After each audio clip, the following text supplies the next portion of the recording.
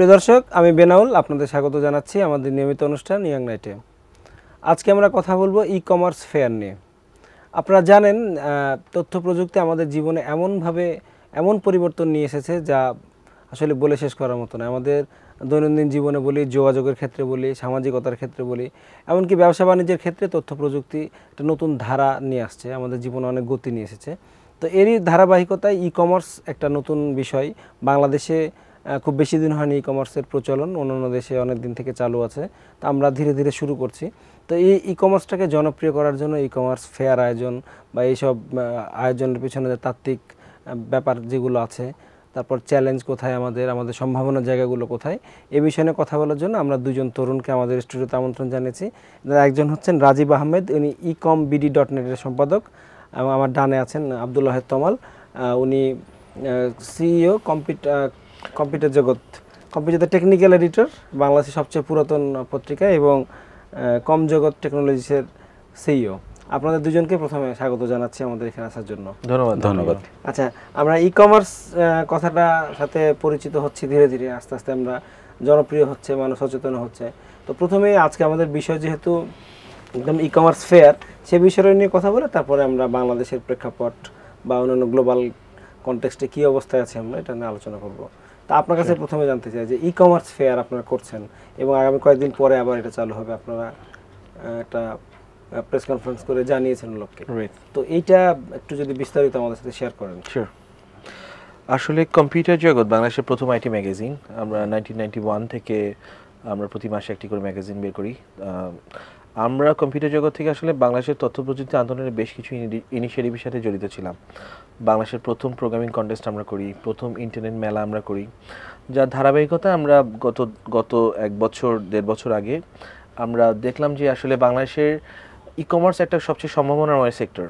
আসলে ফিউচার এই সেক্টরটা সবচেয়ে বিগেস্ট সেক্টর হবে, এবং এই সেক্টরটা আসলে বাংলাদেশে যে পরিমাণ আগানোর কথা ছিল সেই পরিমাণ আগায়নি। এবং আমরা একটা রিসার্চে দেখি যে আসলে বাংলাদেশের প্রায় যাত্রাটা শুরু হয় 1998-এ ই কমার্স সেক্টরের munshiji.com এর সাথে সাথে আরও কয়েকটা ওয়েবসাইট দিয়ে। বাট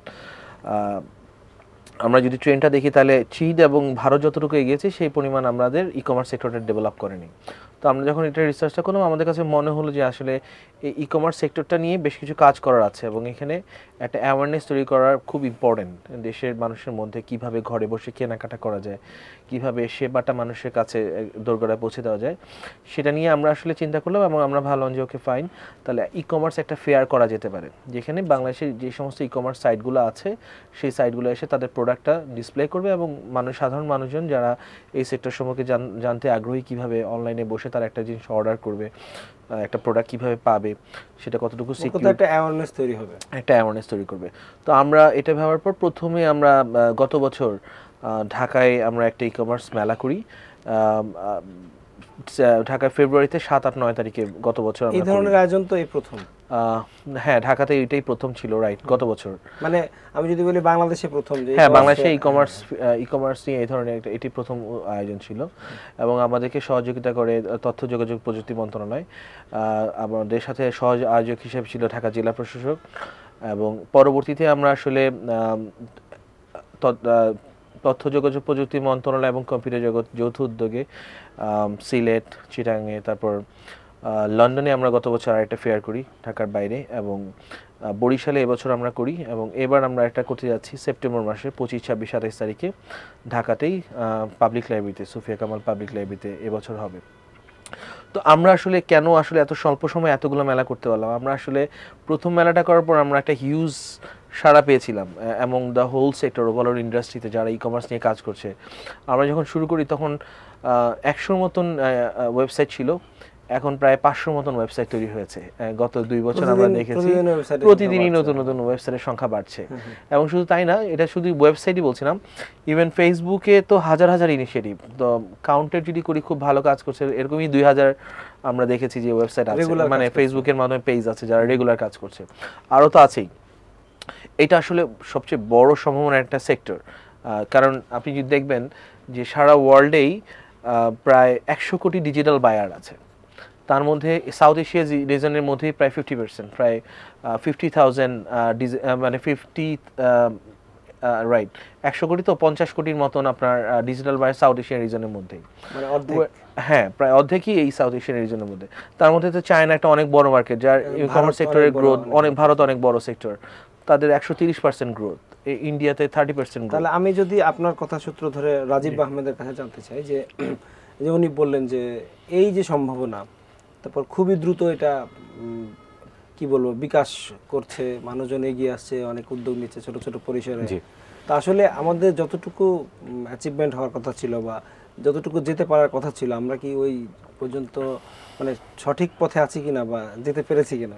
এটার উত্তর হচ্ছে হ্যাঁ এবং না, উভয় দেওয়া যায়। আমি একটু পিছনের দিকে তাকাতে চাই। বাংলাদেশে প্রথম কম্পিউটার আসে 1964 সালে, আর বাংলাদেশে মোবাইল ফোন আসে 1991-92 সালের দিকে, এবং ইন্টারনেট আসে 93 সালে। কিন্তু আপনি যদি দেখেন প্রথম দিকে প্রতিটি প্রযুক্তি কিন্তু স্ট্রাগল করেছে, এবং সাধারণ মানুষের কাছে যেটা অনেক সময় লেগেছে। ই কমার্স 99-98 সালে শুরু হলেও ই কমার্সের যে আইন, সেটা কিন্তু মানে ব্যাংকের মাধ্যমে লেনদেন বা অনলাইনে লেনদেন, সেটা সেটা 2009 সালে পারমিশন পেয়েছে। এর আগে কিন্তু ই কমার্সের কোনো আইন ছিল না। তো সেই অনুযায়ী যদি আপনি 2009 বা 10কে ধরেন, তাহলে আমরা অনেক এগিয়েছি, এবং প্রতিবেশী দেশগুলোর দিকে তাকালে আবার আমরা এখন অনেক পিছিয়ে আছি। কারণ চীনের এখন আগামী বছর চীনের মার্কেট হবে $540 বিলিয়ন ই কমার্সে, এবং যেটা আমেরিকার থেকে অনেক বড়। এবং 2020 সালের মধ্যে চীনে ই কমার্সের যে মার্কেটটা হবে, সেটা আমেরিকা, ইংল্যান্ড, জার্মানি, ফ্রান্স, এই 4টা পৃথিবীর সবচেয়ে উন্নত অর্থনীতির থেকে বড় হবে শুধু চীনের। ভারতে এই মুহূর্তে $16 বিলিয়ন আছে, এবং সেটাই আর 2-3 বছরের মধ্যে 30 বিলিয়ন হয়ে যাবে। এবং চীনে অলরেডি যেটাকে বলে স্যাচুরেশন পয়েন্ট, যে মার্কেট এর পরে আর খুব বেশি বাড়বে না, প্রায় চলে গিয়েছে ওইখানে। ভারতে এখন আমরা যদি ওইভাবে কম্প্যারিজনে যাই, তা আমাদের অবস্থানটা ওদের চীন বা ভারতের থেকে নিশ্চয়ই অনেক দূরে আছি, কিন্তু আমাদের কাছাকাছি দেশ যেগুলো হয়তো নেপাল, ভুটান বা শ্রীলঙ্কা বা অন্যান্য যারা আমাদের মতো উন্নয়নশীল দেশ, তাদের সাথে আমরা এবং বিশেষ করে গত বছর মেলা হওয়ার পরে, 4টা মেলা হওয়ার পরে, আপনি যে একটু আগে যেটা তমাল বলছিল, বা আমরা যদি একটু ফেসবুক ঘাঁটি, এফ কমার্সের খুব বড় ধরনের একটা মানে 1 বছরের মধ্যে রাতারাতি বদলে গেছে। 1 বছর আগে হয়তো 100টা ফেসবুক পেজ ছিল বা 100টা ওয়েবসাইট ছিল ই কমার্স ভিত্তিক, এখন সেটা 500 হয়ে গেছে ই কমার্সের। তো 1 বছরে যদি 5 গুণ ওয়েবসাইট বেশি হয়, তাহলে বোঝা যায় যে আমাদের দেশে এখন কি অবিশ্বাস্য গতিতে না। আপনি যেহেতু এটা নিয়ে কাজ করছেন, গবেষণা করছেন এবং সিরিয়াস টাইপের কাজ করছেন, প্র্যাকটিশনারও, তা আমার একটা বিষয় জানার আছে যে আমি যদি আমার ফেসবুকের মাধ্যমে অনেক পেজ খোলা হচ্ছে, অনেক বিক্রি প্রতিষ্ঠান আসছে এখানে, তার মানে কি আমি এটা ধরে নিতে পারি যে আমার মার্কেটটা বড় হচ্ছে বা কেনাবেচা বিক্রি বড় হচ্ছে? শুধু সংখ্যা দিয়ে কি করা যায়, নাকি এরকম কোনো আপনাদের স্ট্যাটিস্টিক্স আছে? স্ট্যাটিস্টিক্সের ক্ষেত্রে আমরা একটা কম্পাইল করছি, সেটা মেলাতে অফিসিয়ালি জানানো হবে এই ধরনের। তবে বাংলাদেশের ক্ষেত্রে যদি সম্ভাবনা না থাকতো বা মার্কেট যদি সুযোগ না থাকতো, তাহলে মনে হয় এত বেশি লোক ঝাঁপিয়ে পড়তো না। আমি কিছু স্ট্যাটিস্টিক্স আপনাকে বলি, খুব সিম্পল স্ট্যাটিস্টিক্স। গত বছরের তুলনায় এবছর আমরা মিনা বাজারের সাথে কথা বলেছিলাম। মিনা বাজারের দেখলাম যে গত বছর ওনারা আমাদেরকে যেটা বললেন, প্রতি মাসে তাদের অনলাইনে ট্রানজ্যাকশন হতো 10 থেকে 15টার মতন, এখন প্রতিদিন তাদের ট্রানজ্যাকশন হয় 10 থেকে 15টার মতন, এবং এটার ভলিউম হচ্ছে হিউজ। সো আপনি ইজিলি আইডেন্টিফাই করতে পারছেন। তারপর বড় বড় প্রতিষ্ঠানগুলো এবার আড়ং এসে, আড়ংয়ের এবার প্রায় আমি যেটা শুনলাম প্রতি মানে ঈদের ঠিক আগে দিয়ে তাদের মানে প্রায় ঠিক আগে দিয়ে তারা লঞ্চ করেছিল, এবং তাদের এবার ভলিউমের যে ট্রানজ্যাকশনটা ছিল, তারা আমাদেরকে যেটা বললো প্রতিদিন প্রায় 150 মতন তাদের ট্রানজ্যাকশন ছিল, মানে 150টা পার্সেল তারা করেছে। So which is a big volume. তারপর সূর্যমুখী.com আমরা জিজ্ঞেস করলাম তাদেরকে, তাদের সাথে কথা হলো, ফিদা ভাই ওখানে আছেন, তো উনি আমাকে জানালেন যে আপনার গত বছর তাদের ঈদের সময় যেই ট্রানজ্যাকশনটা ছিল, এবছর তার অলমোস্ট দ্বিগুণ। গত বছর যদি তাদের মানে পার ডে ট্রানজ্যাকশন যদি 250 হয়, এবার প্রায় আপনার দ্বিগুণ না, আরও বেশি, এবার প্রায় 500 মতো তাদের পার ডে ট্রানজ্যাকশন। কারণ তাদের মোবাইলের মাধ্যমে ফ্লেক্সি লোড করা যায়, রাতে বেলা যে কোনোখান থেকে 24 ঘন্টা খোলা আছে। হ্যাঁ, শুধু তাই না, ইসুফিয়ানা পার ডে তাদের প্রায় 50,000 থেকে 1 লক্ষ টাকার মতন ট্রানজ্যাকশন ঈদের সময় হয়েছে। এসএসএল কমার্সের সাথে আমরা কথা হয়েছি, তাদেরও হিউজ ভলিউমের ট্রানজ্যাকশন, তারা পেমেন্ট গেটওয়ে, যদিও তাদের সাথে অনেক মার্চেন্টরা কানেক্টেড। বাসবিডি, তাদের প্রায় 20,000 টিকিট সেল হয়েছে অনলাইনে, এবার অনেক জনপ্রিয় হয়েছে। হ্যাঁ, মানে আনবিলিভেবল। মানে আপনি তার সার্ভিসটা, মানে ই কমার্স যে সেবাটা মানুষজন নিচ্ছে, মানে ইটস এ মানে আমরা তো দেখছি আসলে গত বছরের তুলনায় যদি এই বছর আমরা তুলনা করি, এটা গ্রাফ ইজ সো হাই এবং অলমোস্ট আপনার ডাবলেরও বেশি সামটাইমস। আসলে ই কমার্স মানুষ শুধু মনে করে যে আসলে অনলাইনে কেনা বেচা, তা তো না। আপনি ব্যাংকিং, বিকাশ তারা মোবাইল ব্যাংকিং করছে, রাইট? ডিবিবিএল, ব্র্যাক ব্যাংক তারা পেমেন্ট গেটওয়ে প্রোভাইড করছে। সো এরাও কিন্তু, ব্যাংকগুলো কিন্তু ই কমার্সের সাথে কানেক্টেড। আপনি যদি বিকাশকে ধরেন, আপনি যদি মোবাইল সেক্টরগুলো, এম ব্যাংকিং সেক্টরকে ধরেন, দ্য সেক্টর ইজ হিউজ। কোনো না কোনোভাবে কিন্তু আপনিও ই কমার্স সেবাটা নিচ্ছেন। So the market is there. এবং আচ্ছা, এখন এই যে সম্ভাবনার কথা বললেন আপনি, বা একটা আমি পরিসংখ্যান দিই, যেটা পত্রিকা রিপোর্টে দেখলাম যে এবার ঈদে 400 কোটি টাকার কেনাবেচা হয়েছে। তবে বাংলাদেশে এখনো ক্যাশ অন ডেলিভারিটা বেশি জনপ্রিয়। মানে আপনি একটা পণ্য কিনলেন, আপনার বাসায় এসে টাকা দিয়ে, হ্যাঁ আমরা ওই বিষয়টা ইন্টারেস্টিং, ওই কিন্তু 400 কোটি টাকা কিন্তু একটা সাইজেবল মার্কেট, অনেক বড় মার্কেট, যে এটা একটা নির্দিষ্ট সময়ে হয়তো দেখা যায় এটা 1 সপ্তাহ বা 2 সপ্তাহের মধ্যে এই ধরনের মার্কেটটা হয়। আচ্ছা, আপনি যে বলছিলেন যে এই যে দ্রুত বিকাশমান আমাদের এই সেক্টরটা, হয়তো দেখা যাচ্ছে যে যেসব দেশে প্রথম ই কমার্স চালু হয়, আমেরিকা বলি বা আরো বড় বড় দেশগুলোতে, তারা হয়তো এত দ্রুত তাদের ইয়েটা বাড়ে নাই। আমাদের দেশে কিন্তু এই এটা বৃদ্ধির হারটা, প্রবৃদ্ধির হারটা অনেক বেশি। কিন্তু আপনি কি শুধু এই হিসাবটা ঢাকা শহর কেন্দ্রিক বলছেন, নাকি সারা দেশের চিত্রটা কি? আপনি তো ঘুরেছেন বা দেখছেন আপনি। আমি বলবো সারা দেশের অবস্থা আসলে আমরা আশানুরূপ না। রুরাল পর্যায়ে এখনো ই কমার্স সেবাটাকে আমরা আসলে মানুষের কাছে পৌঁছাতে পারিনি। তার একটা বড় কারণ হচ্ছে আমাদের সার্ভিস ডেলিভারি। দ্যাট মিনস কেউ একটা অর্ডার করে আমি যে প্রোডাক্টটাকে তাকে ঘরে পৌঁছে দিব কোনো একটা জায়গায়, এই চ্যানেলটা ডেভেলপ হয়নি। বাট এখন A2I, access to information programme, একটা উদ্যোগ হাতে নিচ্ছে। আমরা জানি আমাদের সাথে রিসেন্টলি A2I এর একটা MOU হয়েছে। 64 ডিস্ট্রিক্ট থেকে একাধারে কিভাবে এই প্রোডাক্টগুলোকে নিয়ে যাওয়া যায়, তারা বেশ কয়েকটা ই কমার্স সাইটের সাথে তারা একটা MOU করেছে এবং তাদের প্ল্যানটাই হচ্ছে যে ই কমার্সের রুরাল পর্যায়ে ই কমার্সের সেবাটাকে পৌঁছে দেওয়া। এখন সবাই শহরের সাথে গ্রামের যে কানেক্ট করে দিয়ে, রাইট, তথ্য সেবা কেন্দ্রগুলোর মাধ্যমে বেসিক্যালি তারা প্ল্যান করছে। তাহলে আপনার বাজারটা অনেক বড় হবে, অনেক বড় হবে। গ্রামের লোকরা যিনি যে প্রোডাক্ট উৎপাদন করছেন বা এটা করছেন, সে ন্যায্য দাম পাবে। আমরা কম্পিউটার জগৎ থেকে একটা সেবা এখন দিচ্ছি, সেটা হচ্ছে ই লার্নিং। এটাও ই কমার্সের একটা পার্ট। এখন আমাদের সাথে কানেক্টেড হচ্ছে অনেকগুলো ইউনিভার্সিটি। আমরা দেখলাম আমাদের মাসে, আমি জানি না, বিভিন্ন মানে ছোটোখাটো ইনস্টিটিউশনগুলো থেকে অনেক বড় বড় ট্রানজ্যাকশনগুলো আমাদের হচ্ছে এখন ই লার্নিং সেবা। বিভিন্ন জায়গা থেকে তারা অনলাইনে ট্রেনিং সেবাটা নেওয়ার জন্য তারা অনলাইনে লগ ইন করছে। একটা কোর্স ঢাকায় এসে করতে তাদের লাগছে হচ্ছে 10,000 টাকা। সেই কোর্সে সে ঘরে বসে থেকে যদি কোর্সে অ্যাটেন্ড করে, তার লাগছে হচ্ছে 2,000 টাকা। যে তার তো এখানে ঢাকা আসার খরচটা আসতে হচ্ছে না, কিছু করতে হচ্ছে না। সার্টিফিকেটটা সে পড়াশোনা ওখানে বসে করছে, সার্টিফিকেটটা ওখানে বসে পাচ্ছেন। সো এই কমার্স সেবাগুলো কিন্তু হেলথ সার্ভিস বলেন, এডুকেশন সার্ভিস বলেন, এগুলো কিন্তু প্রত্যেকটা ক্ষেত্রে এখানে, হ্যাঁ প্রতিটা ক্ষেত্রেই আসলে। আমি এবার রাজীব আহমেদের কাছে যাই। উনি যেহেতু এটা নিয়ে কাজ করছেন, গবেষণা করছেন, আপনি অনেকদিন থেকে ফলো করছেন বিষয়গুলোকে, তো একটা ট্রেন্ড যে এই যে ই কমার্সে কারা আসছে আসলে, এই যে উদ্যোক্তাদের কথা যদি আমরা বলি, তরুণ প্রথম কথা হচ্ছে, যারা টেক সেভি, ঠিক আছে, এবং এই দুটো, এবং যারা ফেসবুক অনেক সক্রিয়, সোশ্যাল মিডিয়া সক্রিয়, ব্লগে সক্রিয়, তো তারাই বেশি আছে এবং ঢাকা শহরে ওদের বেশি। তবে এখানে যেটা হচ্ছে, আমি লক্ষ্য করেছি খুলনা, রাজশাহী, চট্টগ্রাম এইসব জেলাতেও ছড়িয়ে পড়ছে, এবং এই বছরের মধ্যে 64টা জেলাতে আমরা ই কমার্স দেখতে পাবো বলে আশা করছি। আচ্ছা, এই যে তবে এখনো মেয়েদের আসার হারটা কম। ফেসবুকে মেয়েরা সক্রিয়, কিন্তু ই কমার্স ওয়েবসাইটের মধ্যে মেয়েদের মানে তরুণদের উদ্যোগটা অনেক কম। আচ্ছা, আমি বিরতিতে যাব, তার আগে একটু আপনার কাছে জানতে চাইবো যে এই বড় বড় প্রতিষ্ঠান যারা ইমিনা বাজার বললেন, তারপরে আরং বললেন, এরা একটু দেরিতে আসলো কেন? এদের না আরো আগে আসার কথা ছিল? আসলে মার্কেটটা তো আসলে সেই পরিমাণ রেডি হয়নি। মানে অনলাইন যে ডিজিটাল বায়ারটা, মানে ইনফর্মাল মার্কেট বলতে পারি আমরা এখন এটাকে, নাকি ফর্মাল? মানে না, এখন তো দেখেন আপনি যদি এখন দেখেন এখানেই.com মাত্র সেলবাজার থেকে এখানেই আসলো।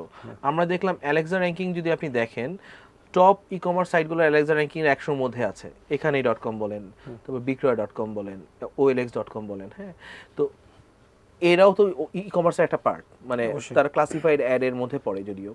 বাট এখানেই.com ইজ ডুইং ভেরি গুড। আপনি উইদিন এ ভেরি শর্ট টাইমের ভিতর তাদের, আমি দেখলাম অ্যালেক্সা র্যাঙ্কিং থেকে শুরু করে ফেসবুক লাইকস খুব সহসাই বেড়ে যাচ্ছে, এবং এটা অনেক বড় মার্কেট আসলে গ্র্যাব করছে। এটাও আরেকটা বড় সেক্টর আমার কাছে মনে হয়। আমরা বিরতি থেকে ফিরে এসে আরো কথা বলবো আপনাদের সাথে, অনেক জানার আছে, অনেক শেয়ার করার আছে। প্রিয় দর্শক, আমরা কথা বলছি আমাদের ই কমার্স ফেয়ার এবং পাশাপাশি ই কমার্সের কী অবস্থা আছে আমাদের দেশে, সেসব বিষয় নিয়ে আপনারা আমাদের সাথে থাকবেন। বিরতির পর আবার ফিরে আসছি।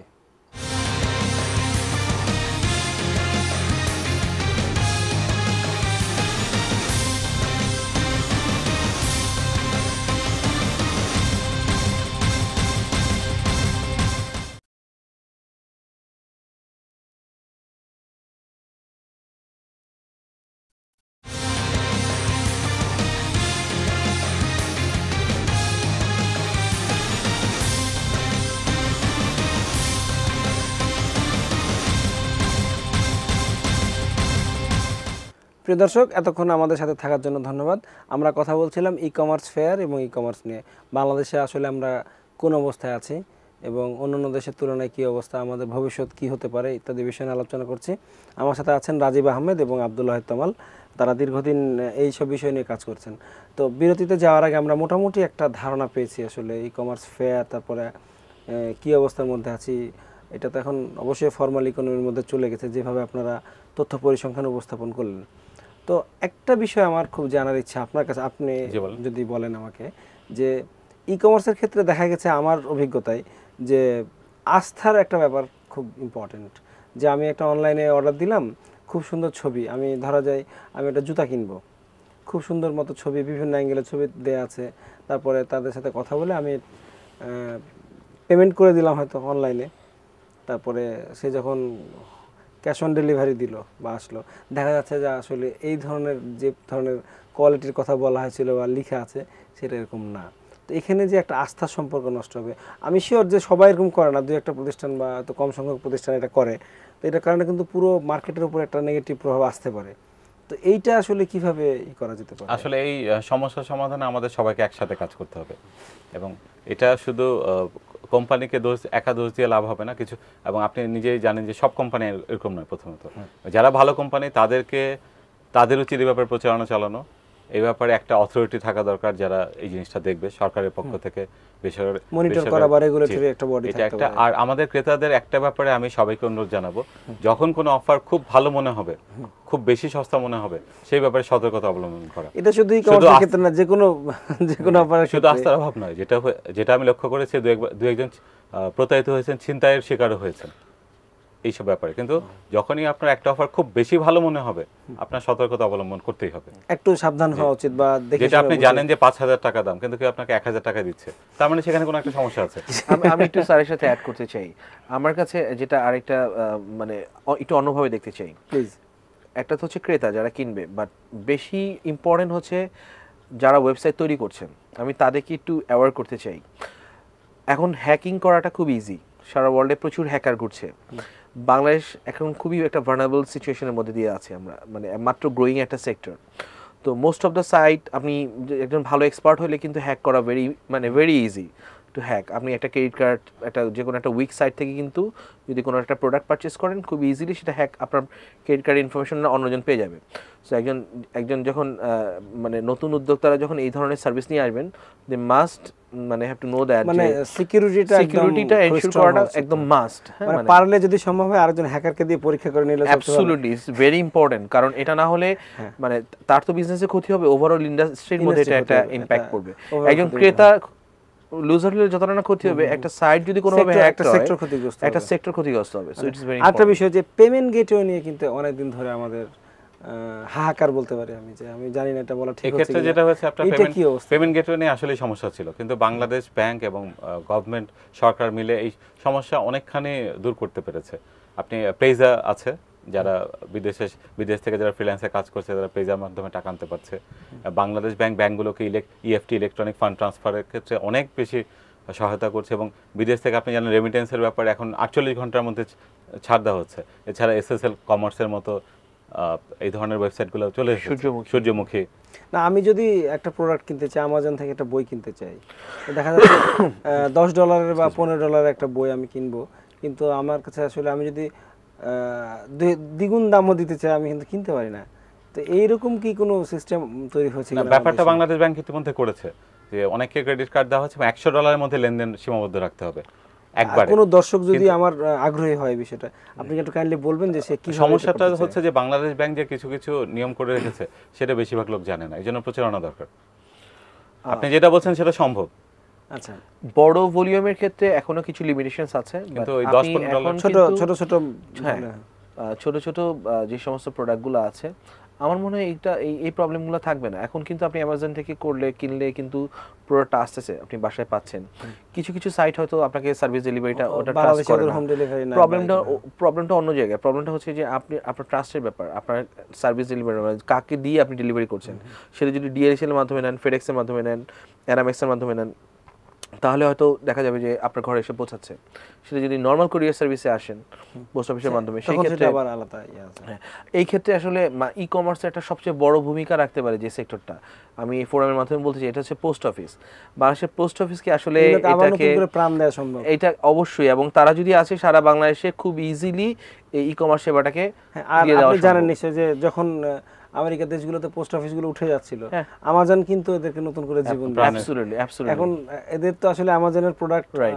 ডেলিভারি করেই অনেক বাংলাদেশে এটা সম্ভব। এবং বাংলাদেশে এটা এটা এটা সম্ভব। হতেই হবে। তারপরে পোস্ট আপনি অফিসকে বলছিলেন যে ইউনিয়ন তথ্য সেবা কেন্দ্রগুলো হয়তো আরো কার্যকরী ভূমিকা পালন করতে পারে। আপনার কাছে একটা বিষয় জানতে চাইবো যে ই কমার্স ফেয়ার নিয়ে আপনার একটা বড় কি বলবো দুঃসাহসিক কাজ করেছিলেন, যে বাংলাদেশের বাইরে লন্ডনে নিয়ে গেছিলেন ই কমার্স ফেয়ার। তো আমি আপনার কাছে যেটা জানতে চাইবো যে এখানে কি প্রোডাক্ট নিয়ে গেছিলেন এবং আপনার টার্গেট গ্রুপ কি ছিল এবং রেসপন্স কেমন ছিল? একসাথে তিনটা প্রশ্ন করে ফেললাম। লন্ডনের প্রায় 5 লক্ষ বাঙালি আছে। আমরা যখন দেখলাম যে ওখানে সবাই অলমোস্ট ডিজিটাল বায়ার, এবং লন্ডনের সাথে যদি বাংলাদেশে একটা যোগসূত্র ই কমার্স সেক্টরের মাধ্যমে করা যায়, এটা হচ্ছে একটা মেইন প্ল্যাটফর্ম। এটা আমি বলতে পারি যে আমাদের বাংলাদেশ থেকে প্রায় 80টার মতন কোম্পানি অ্যাপ্লাই করেছিল লন্ডনে এই ফেয়ার অ্যাটেন্ড করার জন্য।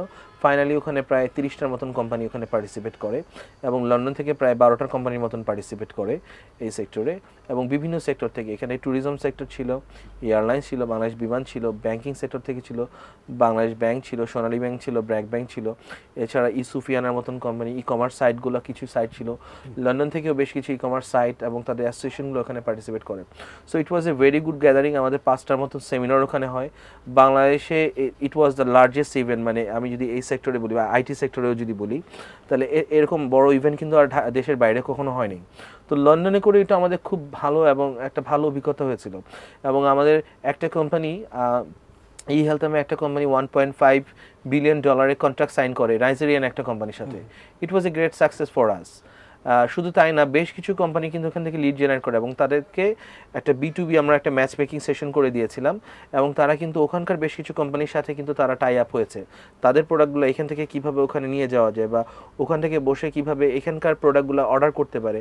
অ্যাটলিস্ট যেটা হলো, লন্ডনের মানুষজন জানতে পারছে যে বাংলাদেশের এই ধরনের সেবাগুলা বাংলাদেশ থেকে নিতে পারবে তারা। ধরেন কেউ একজন তার বার্থডের একটা কেক পাঠাবে তার বন্ধু বান্ধবকে বাংলাদেশে, সো কিভাবে কোন সাইট থেকে কোন সাইট থেকে তারা এই কাজটা করতে পারবে, ওই ট্রাস্টেরও তো একটা ব্যাপার আছে। তো আমরা সেই লন্ডনের মানুষদের কাছে সেটা আসলে মানে ওই ইনফরমেশনটুকু তাদের কাছে দিয়ে আসতে পারছি যে এই সেক্টরটা একটা বুমিং সেক্টর, এবং এখানে অনেকেই ভালো ভালো কোম্পানিগুলো কাজ করছে এবং এই সেবাগুলো দিতে পারছে।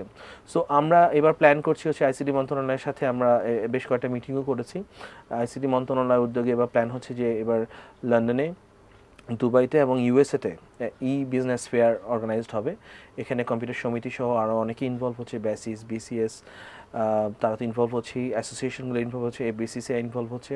সো এটি আমাদের আসলে সাকসেস যে আসলে গভর্নমেন্টও এটাকে খুব সিরিয়াসলি নিয়েছে এই সেক্টরটাকে, এবং এটা শুধু দেশে না, দেশের বাইরেও যে আমাদের একটা বড় অপরচুনিটির জায়গা আছে আমাদের প্রোডাক্টগুলোকে দেশের বাইরের মানুষের কাছে ইন্ট্রোডিউস করার। সো সেই জায়গাটা থেকে আমরা আসলে অ্যাড্রেস আমি ওই মেলার অভিজ্ঞতা থেকে যদি আপনার কাছে জানতে চাই যে মেলা করে আসার পরে যে অর্ডারের কথা বলেন যে কেকের অর্ডার দিবে, বন্ধুকে সারপ্রাইজ দেওয়ার জন্য গিফটের অর্ডার দিল, তো এইটা কেমন বাড়ছে?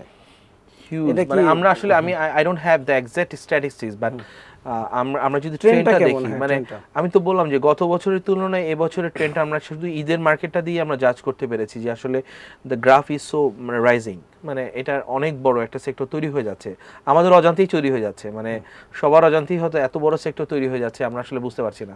বাট উইদিন 2 to 3 ইয়ার্সের ভিতরে আমরা রিসেন্টলি একটা রিসার্চে কাজ করছি, ও within a very short time হয়তো আমরা exact statistics with the data আমরা প্রোভাইড করতে পারবো যে আসলে কি ধরনের ইম্প্যাক্ট আসলে পড়ছে, কেমন পরিমাণ মানুষ বাইরে থেকে পারচেস করছে, বা এখান থেকে কি ভলিউমে যাচ্ছে। ফাইন, খুবই ভালো লাগলো শুনে। আপনার কাছে এবার জানতে চাই যে কেউ যদি আসতে চায় ই কমার্সে, তার শুরু করার জন্য কি কি দরকার? অনেক টাকা দরকার নাকি কি দরকার? আসলে টাকা অবশ্যই কিছু দরকার, কারণ আপনি ই কমার্স ওয়েবসাইটে শুধু একটা ওয়েবসাইট কিন্তু যথেষ্ট নয়, এর সঙ্গে আপনার প্রোডাক্ট দিতে হবে, সার্ভিস দিতে হবে, এবং সবচেয়ে বড় যেটা তমাল বললো যে সিকিউরিটি, এবং সিকিউরিটি এনশিওর করতে হবে, এবং আপনার ওই যাতে ট্রাস্টেডভাবে আপনার ক্রেডিট কার্ডের তথ্য নিরাপদ থাকে, সেই ডিজিটাল সাইন সিগনেচার সব কিছুই রাখবে আপনার। তো এই জিনিসগুলো, এবং এটা আসলে একজন উদ্যোক্তার কাজ নয়, এটা একটা কোম্পানির কাজ, এবং আমার মনে হয় যে এই সব কিছু মিলিয়ে একসঙ্গে নামতে হবে। আর বাংলাদেশে এখন ই কমার্স ওয়েবসাইটের প্রচারণা চালানো আগের মতো কষ্টকর না, কারণ ফেসবুক আছে, বাংলা ব্লগ আছে, টুইটার আছে, ইউটিউব আছে। তো এই জিনিসগুলোতেও একটা চিন্তা ভাবনা থাকতে হবে। যেমন আপনি যদি 10টায় ভিডিও করতে পারেন ইউটিউবের জন্য, সেটাতে গুগলে সার্চ করে অনেক বেশি লোক জানতে পারবে যে কোনো বিজ্ঞাপনের থেকে। তো এই মূলত মোটামুটি এই জিনিসগুলি লাগবে বিষয়গুলো। আমাদের। আচ্ছা, আরেকটা বিষয় সেটা হচ্ছে আমি একটা লক্ষ্য করলাম, আপনি ফেসবুকের কথা বললেন, যেটা একটা ফ্রি প্ল্যাটফর্ম এবং অনেক বেশি লোক এখানে সারাদিন থাকে এবং খুব সহজে তাদের কাছে এই মুহূর্তে যাওয়া প্রায় যায়। 70 লক্ষ অ্যাকাউন্ট আছে বাংলাদেশে ফেসবুকের। হ্যাঁ, 70 লক্ষ বা আরো বেশি মনে হয়, আরো বেশি আরো হতে বেশি পারে, ছড়িয়ে গেছে এবং খুবই আসলে বলা মুশকিল গত কালকে কত ছিল, আজকে কত, এটা বলা মুশকিল।